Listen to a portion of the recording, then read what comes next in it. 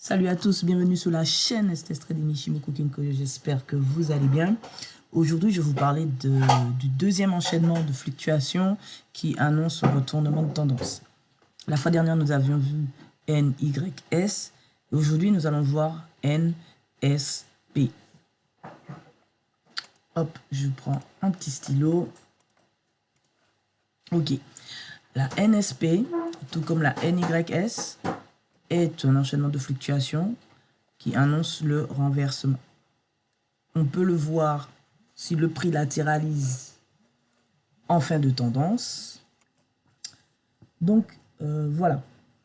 Alors, si on reprend la théorie de dos, la théorie de dos nous dit qu'en tendance, on sait qu'on est en tendance lorsqu'on fait des points hauts de plus en plus hauts, des points bas de plus en plus hauts, on a tendance haussière et inversement pour la tendance baissière. Et puis vient un instant où on n'arrive pas à casser le dernier point haut. D'accord ? On n'arrive pas à casser le dernier point haut, mais on n'a pas pour autant cassé le dernier point bas qui annonce le renversement de tendance. Eh bien, c'est dans cet espace-là qu'intervient enfin la formation du NSP. Alors, certains traders préfèrent attendre la cassure vraiment de la structure pour prendre une décision, mais il est tout à fait possible, avec l'enchaînement de fluctuation NSP, de déjà se préparer à prendre une position sur le marché. Alors, on reprend l'enchaînement des fluctuations.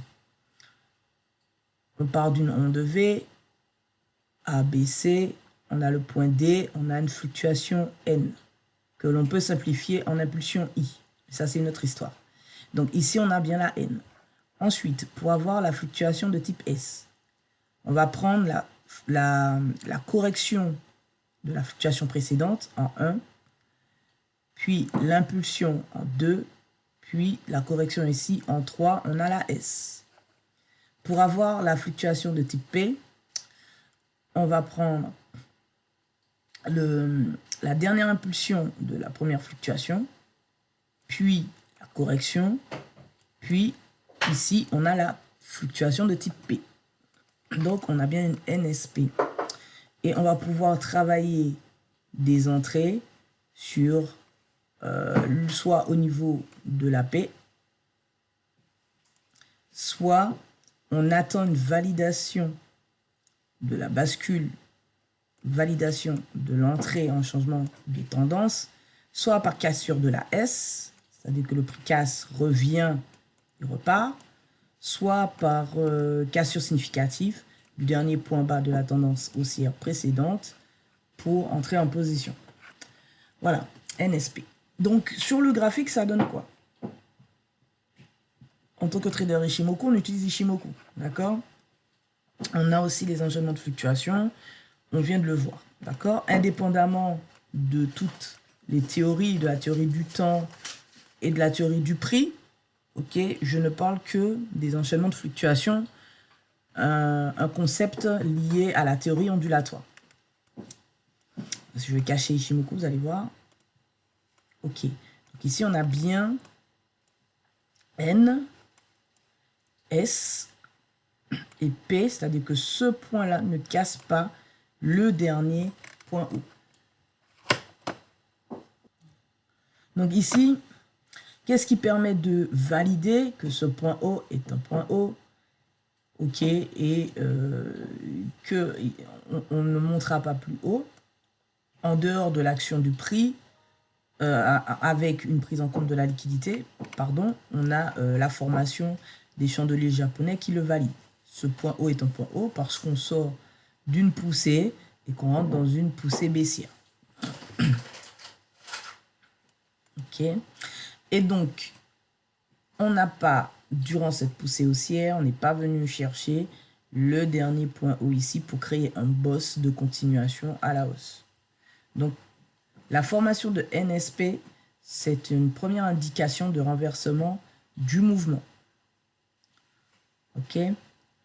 On peut déjà travailler la P ici pour trouver une entrée. Dans les chandeliers japonais, on a tout ce qui est Arami et englobante qui permettent d'amorcer d'annoncer un renversement. Donc, si on observe un petit peu cette formation de plus près de la P, effectivement, ici, on a un pattern de renversement du chandelier japonais. Donc, prendre position ici, ce ne serait pas déconnant. Avec un stop loss là, ce n'est pas déconnant. Maintenant, vous voyez que l'action du prix sur les unités de temps inférieures revient dans la zone de la P, clôturer des blocs pour ensuite repartir à la baisse. Donc ça, c'est autre chose, si on veut affiner les choses. D'accord? Mais de manière générale, si je prends le corps des bougies, c'est ce qui m'intéresse, le corps de cette bougie englobe le corps de cette bougie-là, on ne tient pas compte des mèches. Avec les aramis et les chandeliers japonais, allez voir la vidéo. Je crois que j'en parle sur la chaîne. Donc, on voit que l'entrée se fait ici. Ok, stop loss là. Sinon, vous descendez sur les unités de temps inférieures. Là, je suis en 4 heures. Vous descendez en 40 minutes, en 7 minutes, voire 1 minute, pour tenter de raffiner l'entrée juste ici. Puisque là, mine de rien, on a ce qu'on appelle communément de l'imbalance ou fair value gap entre ces deux niveaux. Et cette liquidité se fait refermer par cette mèche. Mais si vous êtes en 4 heures pour trader du 4 heures, la formation de ce pattern de chandelier japonais qui annonce le renversement suffit. En plus, on voit bien que on sort d'une poussée, on a cette information-là, on descend, on n'est pas du tout venu chercher le dernier point haut, donc le boss de continuation haussier, ça ne matche pas. Maintenant, avec Ichimoku Kinkoyo, si on regarde Ichimoku Kinkoyo, que ce soit NSP ou NYS, okay, cela se forme soit en début du Kumo ou en fin d'un Kumo. Pourquoi? Si vous vous rappelez des vidéos, un Kumo matérialise une grande impulsion. À l'intérieur, il y a des fluctuations au sein de ce Kumo, il y a donc de la sous-structure, mais le Kumo représente la formation d'une structure principale. Ok? Et de plus, nous donne une deuxième information sur qui a la main sur ce marché. C'est pour ça qu'il est vert quand c'est des acheteurs qui ont la main, ou rouge quand c'est des vendeurs qui ont la main. Donc, grâce à la formation du Kumo jusqu'au twist, on peut voir l'absorption des acheteurs des vendeurs au moyen du twist, qui appelle une inversion du marché, et donc qui a la main sur ce marché. Donc, on a, comment sait-on qu'on rentre dans une phase de latéralisation, de ralentissement du marché en bout de Kumo? Eh bien, on a Chikou qui commence à casser les prix, on a des successions de twists du Kinkoyo, de cross du Kinkoyo et de twist du Kumo, ça nous indique la formation de ralentissement. Eh bien, dans cette formation de ralentissement, le tout doit former le pattern NSP ou NYS. C'est un tout. Donc, pour NSP, on a Chikou qui se rapproche des prix, mais qui n'a pas encore cassé les prix, mais qui se rapproche des prix. Ça montre un ralentissement dans la tendance en cours. Lorsque Chikou se rapproche des prix, c'est une faiblesse dans le momentum, c'est comme si on a une divergence RSI, mais à la Ichimoku, d'accord? Et donc, ce ralentissement provoque soit des phases de correction, comme ici, le prix s'est rapproché, on a corrigé, soit des phases de renversement ou de latéralisation. C'est-à-dire que la figure de retournement va prendre du temps à se former. Ok, donc, on est en 4 heures, toujours. On a mis Ichimoku pour nous aider, le bilan pour nous aider à filtrer. Pardon. Donc, le bilan nous informe bien que là, on est dans une phase soit de ralentissement, soit de construction d'un schéma de renversement. Donc là, on a déjà N, S, P, et on s'attend à ce que le marché se retourne pour chuter. Ok, on avait une entrée au niveau de la P qu'on a analysée avec l'action du prix. Maintenant, il y a plusieurs zones d'entrée au niveau de la NSP. On a une zone d'entrée ici et une zone d'entrée là. Ok.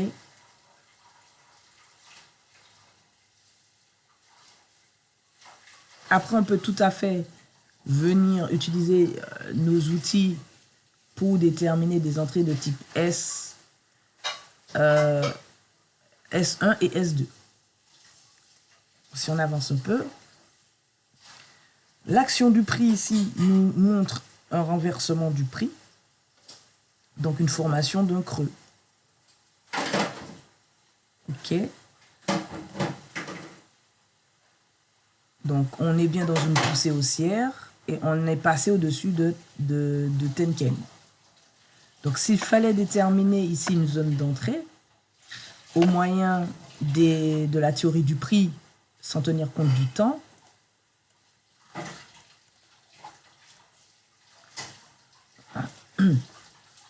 nous avons un niveau théorique Ishimoku ici d'entrée,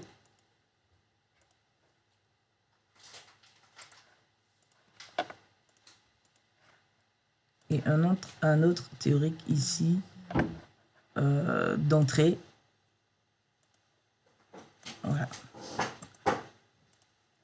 Et donc, on a une petite zone, hein, c'est pas, qui nous donne probablement une entrée sur ce marché. On se fait activer. Et là, on va observer, voir si au niveau de cette zone, on a soit un harami ou une englobante en faveur de la baisse pour venir prendre une position vendeuse avec un stop loss au-dessus, ici ou là. Donc, au plus tôt l'action du prix nous faisait rentrer là, avec un stop loss, ça on peut imaginer. Pour aller chercher la cassure de l'information qui nous dit qu'on casse la structure, par exemple. Comme petit RR23.7, ce qui n'est pas négligeable. Ensuite, nous avons le retour, c'est-à-dire la formation d'une S. C'est-à-dire que là, on a fait une P, une N et une S. Donc, on rentre sur une S après une NSP qui, au moyen des zones de prix, théorie du prix d'Ishimoku, nous a donné une zone. On pouvait venir, par exemple, se positionner au niveau de cette zone en combinant avec les chandeliers japonais à la recherche d'un harami, d'une englobante ou d'une formation étoile du soir, ce que vous voulez, pour soit entrer et se faire activer directement ici ou attendre cette formation et entrer à la clôture de la bougie qui crée cette formation. Voilà. Donc, on a aussi une recassure de Tenken. On va activer. Là, on voit que le prix a touché notre target. Donc, ce qu'on va retenir de ça, c'est qu'on peut rentrer sur la NSP vraiment au niveau de la P. Et quand on rentre au niveau de la P en observant l'action du prix, ok, ça nous fait rentrer ici à la clôture de cette bougie. Avec un stop loss sur le dernier point. Ok, pour faire un RR de 3,78. Où on attend une validation du point de la fluctuation P ici par l'action du prix, c'est-à-dire à la cassure de la S. Pour bien confirmer que le marché va partir et pas continuer sa hausse. Et donc, en validant la cassure de la S ici, par l'action du prix, on reprendra position sur une S. OK. En venant utiliser cette onde V inversée pour déterminer des niveaux de retour de type S pour prendre position. OK. Donc, on rentre sur une NSP, après une N, sur une S. La logique est simple. Alors, le bilan, regardez, cassure de Tenken qui jaune ici, sur la P, de Tenken ici, sur la P. On avait le bilan qui validait cette entrée aussi. Deuxième validation du bilan, si on voulait rentrer après le bilan avec filtrage du bilan, ici on casse encore Tenken et Kijun et on est dans un momentum baissier, c'est-à-dire que Tenken et Kijun, le Kinkoyo s'est inversé à la baisse. Chose qu'il n'avait pas encore faite ici, donc on avait un signal pas encore valide, et là on a une validation. Le cross Tenken Kijun ici, lui, vient encore appuyer la P. Donc, on peut attendre et combiner ces informations-là pour attendre les validations. Ok. Maintenant qu'on est entré en position, soit sur déclenchement direct de notre, comment dirais-je, de notre setup sur les niveaux de prix S, ou à la clôture de l'action du prix ici, donc clôture aussi de Tenken qui accompagne le truc vraiment très très bien. On va dire qu'on... Voilà. Ce qui se passe maintenant, c'est qu'on va utiliser Ishimoku pour sortir de position. Et c'est là la différence avec les traders SMC, ICT, etc. qui vont sortir sur de l'imbalance. On peut sortir sur de l'imbalance, hein, il n'y a pas de souci. On améliorera notre ratio et notre rendement. Mais si on est un trader Ishimoku, on va suivre la formation, en fait, le mouvement du prix grâce au bilan. Et au temps aussi. Parce que j'en parle pas là, mais on peut aussi se donner un cadre temporel pour dire qu'on trade jusqu'à un moment donné, et ensuite on s'arrête, et on voit ce que ça donne.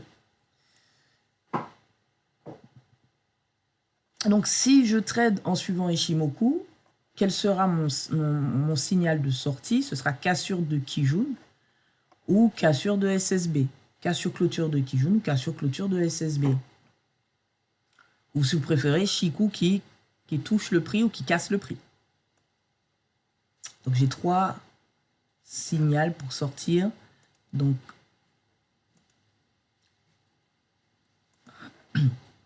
ici, on pouvait... Alors, on avait prévu un TP. J'ai dû toucher quelque chose, je sais pas. Voilà. Voilà. On avait prévu un TP, soit ici, soit là, sur les niveaux de S1. Sur le dernier point bas qui appelle le shosh, qui appelle le renversement de caractère de la structure, du mouvement du prix. Donc il ne faut pas regarder Ishimoku quand on regarde ces informations-là. Et on voit qu'Ishimoku nous fait sortir quelques pips ici à la clôture de cette bougie. Là, qui vient améliorer légèrement notre rendement, très légèrement. Après, ce qu'on peut faire, c'est qu'on peut aller en daily, suivre totalement le setup. D'accord?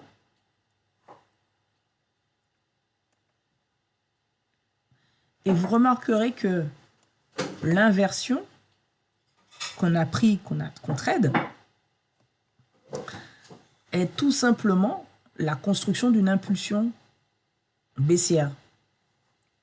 Donc, si on comprend qu'Ishimoku, grâce aux médianes Tenken Kijun et à leur cassure, etc., à l'approche de Shiku qui montre la faiblesse du momentum ou le renversement du momentum, etc., on comprend qu'on peut, grâce à Ishimoku, trader chaque mouvement du marché avec la compréhension des enchaînements de renversement NSP et NYS. Donc, en daily, unité de temps supérieure à 4 heures, on est toujours en tendance haussière. Même si le prix... Alors, pourquoi? Parce qu'on est au-dessus d'un Kumo haussier qui nous montre que les acheteurs ont la main. On a Shiku qui est au-dessus des prix, donc qui nous montre que le momentum est haussier, mais on a une divergence entre ce que Shiku nous dit et où se trouve le prix par rapport à Kijun. Donc, on a une manipulation du marché en cours. Le marché se fait manipuler. Et on est revenu sur une zone où le prix, effectivement, peut se retourner et partir à la hausse, en daily. Donc, Ishimoku nous fait sortir, à mon humble avis, au meilleur moment possible. Alors, on continue pour voir ce que ça donne. Hop. Donc, ici, on a eu une phase de latéralisation Mais dans cette phase de latéralisation, on aura forcément un, comment dirais-je, un pattern de retournement.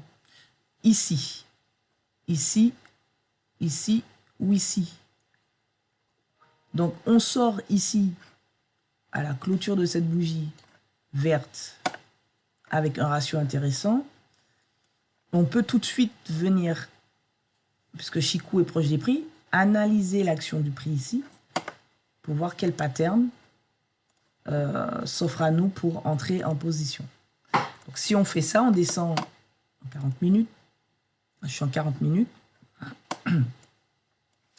Chikou est proche des prix. De toute façon, on est dans une phase de latéralisation. Et donc, on cherche la formation de ces patterns pour sortir et prendre position.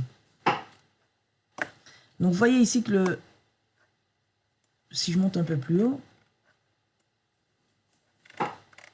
voilà. C'était le premier niveau où je proposais de prendre position ici, qui correspond à un setup Sanyaku bien engagé. Donc, dans les NSP, pour rentrer sur une P, on pourrait prendre position sur un setup Sanyaku sur l'unité de temps inférieure. Donc, on voit que le Sanyaku, on n'utilise vraiment pas n'importe où, n'importe comment. On l'utilise dans le cadre de NSP ou NYS, sur la S pour la NYS, sur la P pour la NSP. Si on l'observe en 4 heures, en 40 minutes, on rentre sur un setup Sanyaku. On serait rentré ici, par exemple, avec un stop loss beaucoup plus large, exactement comme ceci. Rentrer ici, ce qui revient un peu à rentrer sur la S1. Ok. Donc, continue.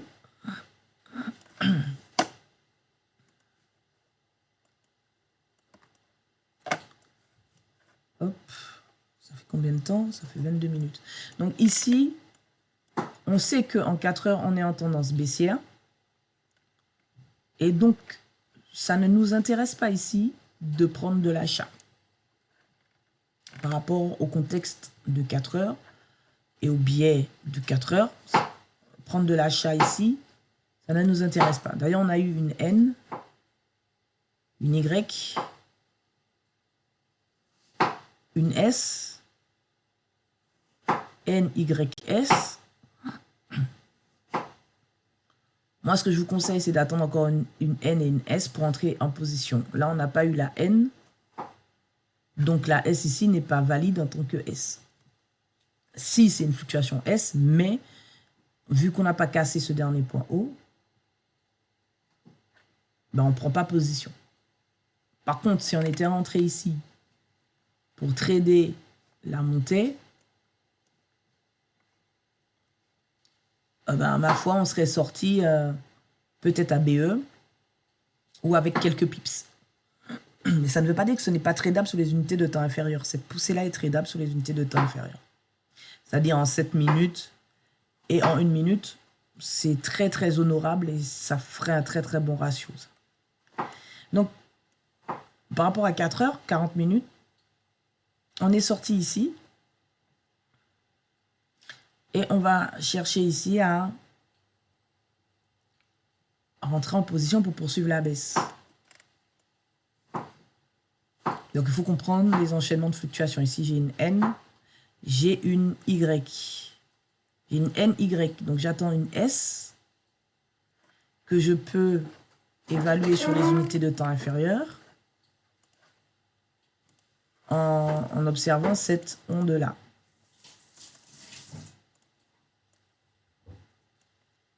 Ok.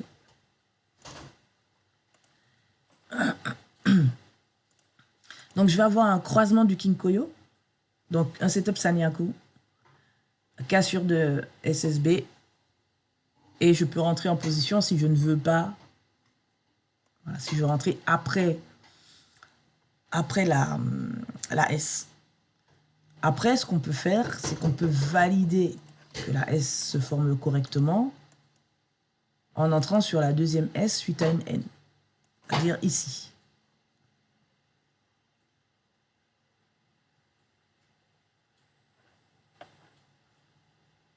Donc, pareil, l'action du prix va nous donner l'indication nécessaire. On n'a pas encore de setup Sanyaku ici, puisqu'il n'y a pas eu de croisement, il n'y a aucun setup là. Là, on a un croisement, on a Shikuki casser le prix. Le prix est sous le Kumo. Bien avant, l'ordre n'a pas été respecté, mais c'est pas grave. Voilà. Ici, si je regarde l'action du prix,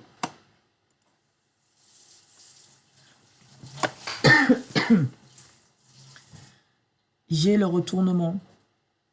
Donc j'ai le point le plus bas ici. Et j'ai Ishimoku qui me valide ce premier retournement. Ce point bas est validé par la cassure de Tenken dans un premier temps. Et donc j'ai une onde V inversée qui va me permettre de calculer des niveaux pour estimer une entrée en position selon Ishimoku Kinkoyo.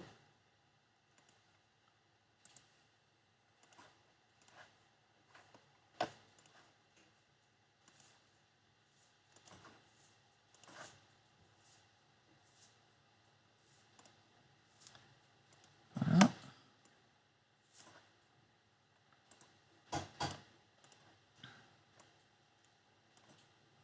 Donc selon Ishimoku Kinkoyo, il faudrait que je mette une entrée short, soit ici, soit là.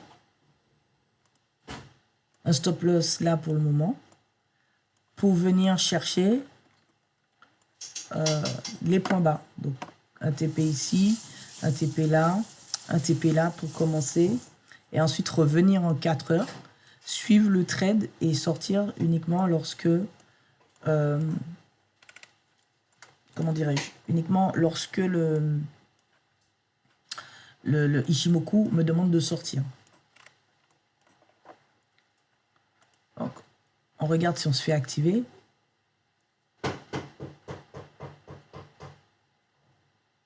Ok, malheureusement, ici, on ne se fait pas activer.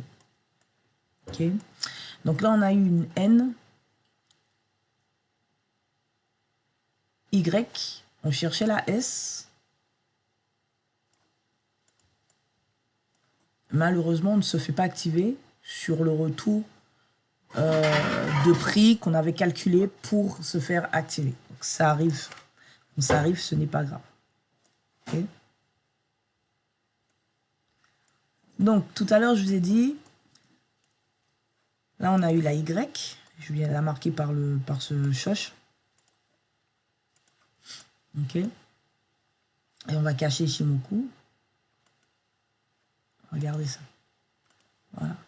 Donc, on a calculé des niveaux de prix. Je vous ai dit, soit vous entrez sur NYS ou NS, c'est-à-dire sur la deuxième S, c'est-à-dire celle-ci qui s'est formée. Quand on voit qu'on a raté le setup ici, on sait qu'il nous reste... Alors ça, c'est un mini choche. Hein.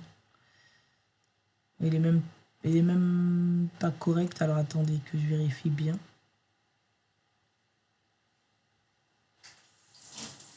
Si je prends la toute petite fluctuation, ouais, on a bien choché ici. Y, S, voilà, c'est bien ça. Donc, je suis sur la petite fluctuation ici. On a fait une N, Y, S, d'accord. Ensuite, après, on a, comme on est dans un range, après, on a plein d'autres choses. Donc, je suis vraiment sur ça, d'accord. Donc, ici, la deuxième S, pour entrer en position, elle est là. Donc, pour entrer en position sur une deuxième S, il faut prendre ce que j'appelle le bloc de la S, qui est tout simplement un ordre de bloc, et tracer, voilà, pour estimer la deuxième zone pour venir prendre position. Et ici, si je regardais en 1 minute, j'aurais vu un pattern de retournement ici. Donc là, j'ai une N, une Y, une petite S avec un prix qui descend, mais qui ne descend pas plus bas. Donc, si j'avais pris position sur cette petite S, ici, j'aurais mis mon stop loss au-dessus de ma zone, là.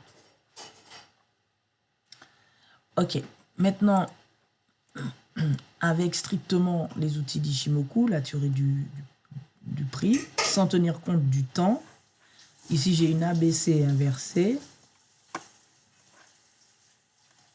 Hop. Qui me donne un niveau de S beaucoup plus bas pour entrer. Je vais quand même le marquer. C'est pour que vous puissiez voir que il faut quand même l'œil humain et la réflexion humaine est primordial par-dessus tout. Il n'y a pas de choses magiques. Vous allez avoir des concepts, mais si vous n'avez pas la réflexion derrière le concept, ça va être compliqué. D'accord? Et ce que j'appelle moi le bloc de la S, qui est ici.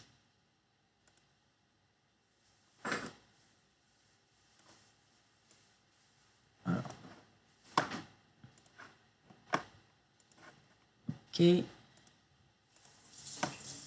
Alors, on peut dire que c'est le seul endroit où vous pouvez utiliser les blocs des S, c'est sur les NYS et NSP. Donc,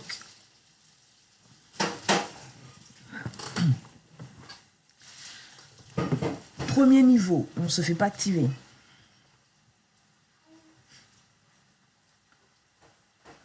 Deuxième niveau, le bloc de la S. Ok. Mais si on n'utilisait pas ça, on a les deux niveaux ici, où on se fait activer à l'issue, après. Donc le prix passe, monte et redescend. Si on utilisait l'action du prix, déjà, pour marquer le creux ici, ok, on a une formation de chandelier, ça monte. Pardon, j'ai pas de renversement ici, j'ai pas d'indication de renversement ici. Deuxième creux, formation chandelier, ça monte. Formation de continuité chandelier, ça monte. Ici, on aurait pu avoir un doute, c'est-à-dire que on passe les deux zones avec des informations qui nous disent que le prix monte. Tiens, d'accord? Jusqu'au moment où on arrive ici, on se dit, bah tiens, on a dû atteindre une zone spécifique de peut-être de liquidité ou d'order block. C'est effectivement ça. Donc, si vous n'avez pas cette connaissance-là, ça va être compliqué pour vous d'analyser les choses. D'accord? Ça va être un peu compliqué. C'est pour ça que je vous invite tous et toutes à étudier la liquidité. Et là, le prix se retourne, donne l'information. Me dit, probablement, je peux rentrer ici. Ça, c'est l'action du prix qui me dit que je peux rentrer ici, avec un stop loss au-dessus. Si j'ai mis mon stop loss strictement ici, je me fais sortir. On se fait sortir, admettons. Mais on est sûr de notre coup, hein, on sait qu'on est dans une NSP. On rentre là.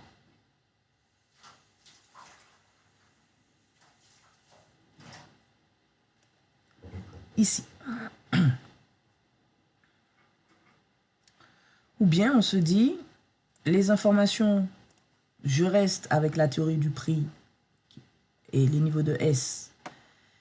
Et je prends position avec un stop loss au-dessus sur la dernière S qui a été validée. Et j'attends de voir ce que le prix va donner, en le suivant sur l'unité de temps supérieure. Maintenant, si on affiche Ishimoku,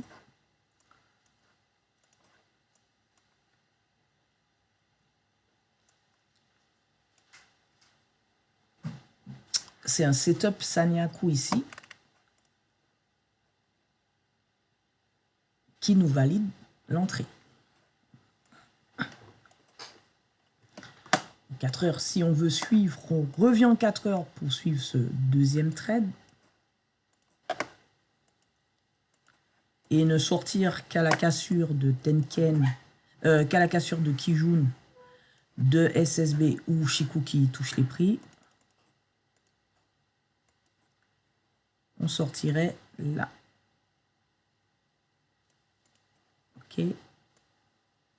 Cassure clôture avec un RR de 5.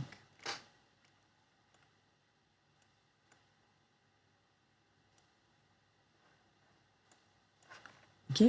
Alors que si on avait la compréhension de la liquidité, on aurait pris un premier TP ici, un deuxième là directement. Puisqu'on est dans une phase de retournement ici. Donc ça, c'est si on sort sur cassure clôture de Kijun. Maintenant, on peut se dire que Chikou, contrairement à ici, n'a pas touché les prix. Donc je vais attendre que Chikou touche le prix. Pour sortir. Ok, Chikou touche le prix. Ça nous fait sortir là. Ensuite, on peut se dire, je vais attendre que le prix casse SSB pour sortir.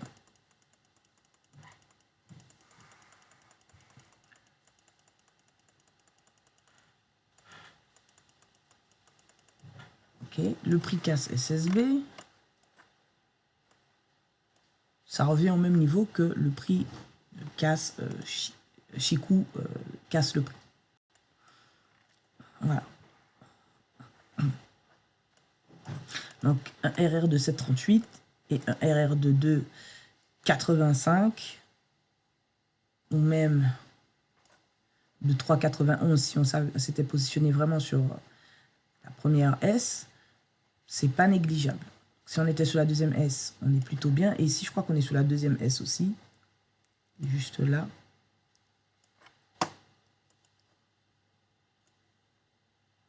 On est très très bien en termes de target.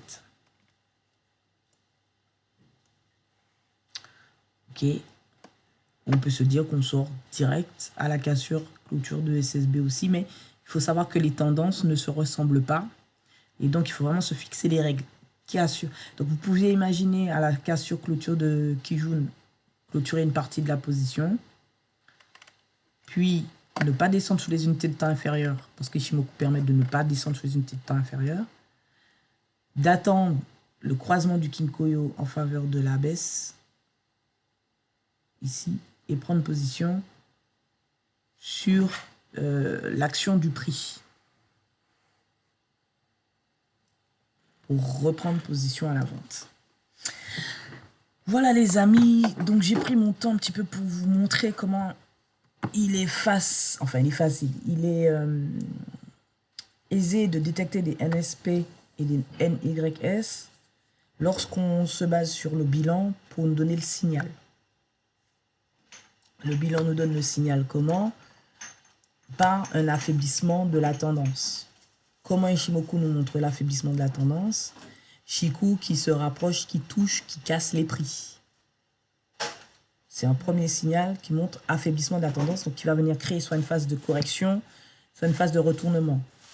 Quoi qu'il en soit, tout ce qui est impulsion a un début et une fin. Une impulsion a un début et une fin. Le début et la fin de l'impulsion, vous devez retrouver le pattern, les enchaînements de fluctuations NSP ou NYS qui amènent le renversement du mouvement. Voilà, c'est la base. Ok, ici et là, vous allez avoir les NSP ou NYS qui amènent les renversements du mouvement. Ou si vous préférez, des setups Sanyaku. Parce qu'on a vu, hein, au fur et à mesure que je vous montrais, que le Sanyaku, sur l'unité de temps inférieure, valide les entrées aussi. Donc, ce n'est pas déconnant, au contraire. Donc,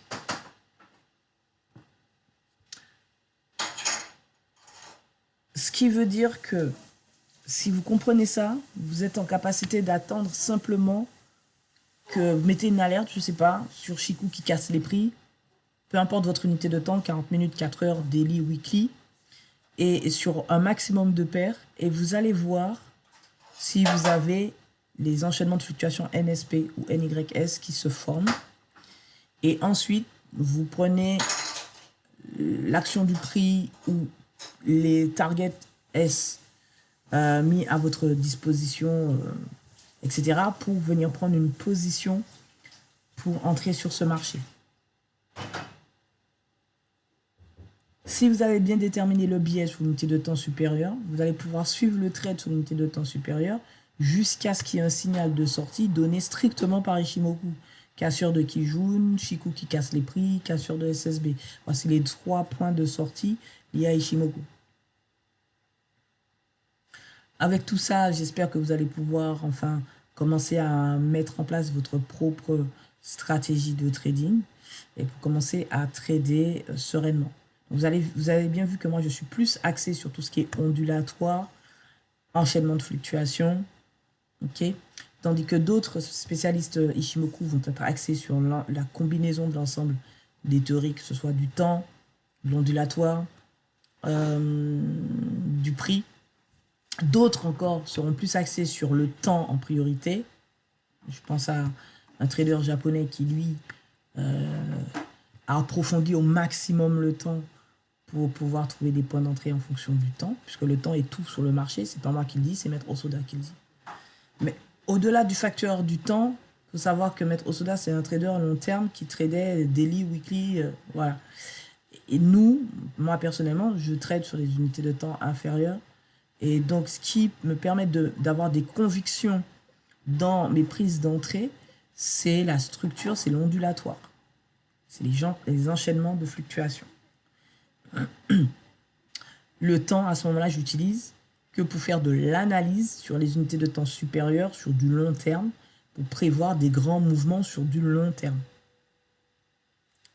Ok? Donc, je vous souhaite à tous très bonne étude. N'oubliez pas, un pouce, un j'aime, un partage. Abonnez-vous à la chaîne. Faites exploser les compteurs. Je pense que cette vidéo aujourd'hui, je n'en ferai plus d'autres vidéos sur tout ce qui est les enchaînements. Je vous ai donné les enchaînements clés pour trader le marché. Et en plus, au sein de cette vidéo, je vous ai donné des indices pour pouvoir vous préparer à trader votre marché grâce à la compréhension du bilan. Ok, donc à vous de travailler tout ce concept pour en faire ce que vous voulez, c'est-à-dire trader au maximum le marché grâce à Ishimoku Kinkoyu. Tchuss!